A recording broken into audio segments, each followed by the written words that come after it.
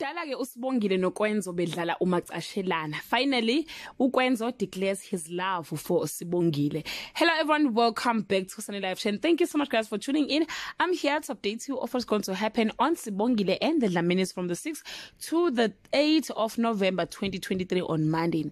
Kwenzo is gutted when Sibongile tells him that the kiss meant nothing. Velepi confesses Mangoba's reality paternity to an unconscious Sipho on Tuesday. Kwenzo declares his love for Sibongile. Velepi set a trap for Zakes while Vuma learns that Zakes has been harassing Sipho. Memtuli pays the family a visit and the Mbambos learns about all the nasty thing the teacher has been saying to Sangweni on Wednesday. Sibongile daydream about Kwenzo after he confessed his love for her, and Wenzeni advises her to get her man, not knowing it's Kwenzo. Vuma criticized Zakes for his violent behavior towards Sipho. Well guys, that's all I have for today. You can leave your comment below and share your opinion.